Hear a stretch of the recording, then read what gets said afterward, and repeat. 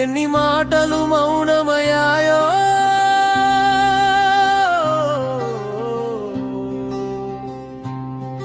ఎన్ని కన్నులు వెలుగును దాచాయో,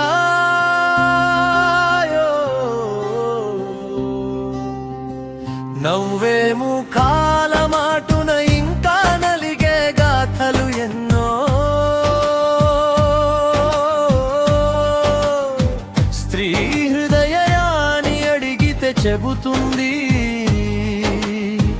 సహనమే శాపమైందని.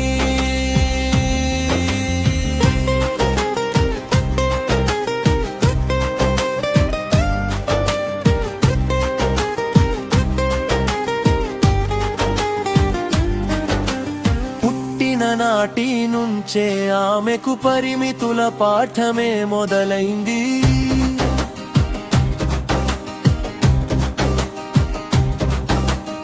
ఎగరమంటే రెక్కలు ఇచ్చి ఎత్తుకుపోవద్దని చెప్పారు, అడుగులు వేయమన్నారు, కానీ దారిని మాత్రం వాళ్లే గీశారు.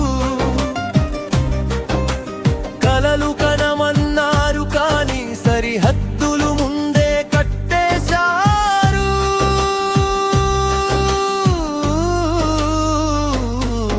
ఎన్ని మాటలు మౌనమయ్యాయో, ఎన్ని కన్నులు వెలుగును దాచాయో, నవ్వే ముఖాల మాటున ఇంకా నలిగే గాథలు ఎన్నో. ఇంటి గోడల మధ్యన ఆమె ఇష్టాలను మడత పెట్టుకుంది, అందరి కోసం వెలుగై నిలిచి తన చీకట్లను తానే మోసింది. ఆమె అలసటను ఎవరు అడగరు, ఆమె కన్నీటికి సమయం ఉండదు, అందరికీ ఆధారమై నిలిచిన ఆమెకు ఆధారం దొరకదు.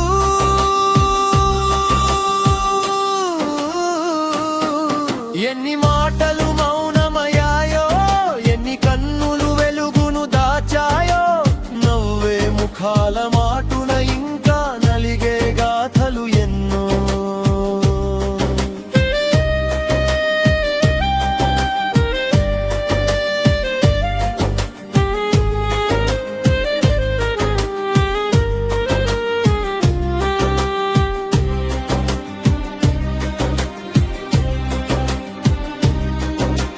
వీధి చివర భయం నిలుస్తుంది,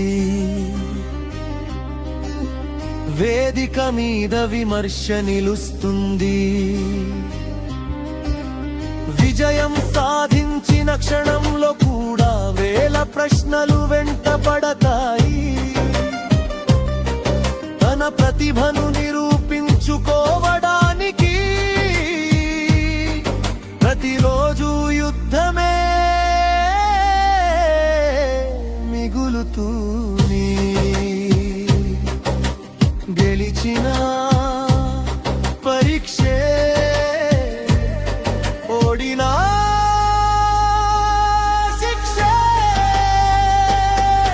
ఎన్ని మాటలు మౌనమయ్యాయో, ఎన్ని కన్నులు వెలుగును దాచాయో, నవ్వే ముఖాల మాటున ఇంకా నలిగే గాథలు ఎన్నో. అయినా ఆమె ఉదయంలా తిరిగి వస్తుంది, ఆమె నదిలా ముందుకు సాగుతుంది. గాయాలను గుండెలో దాచుకుని గృహాలను ప్రపంచాలుగా మలుస్తుంది. అందుకే స్త్రీ కథ వేదన మాత్రమే కాదు, అది ధైర్యానికి మరో పేరు. కన్నీటి చరిత్ర మాత్రమే కాదు, అది నిలబడిన శక్తిగాథ.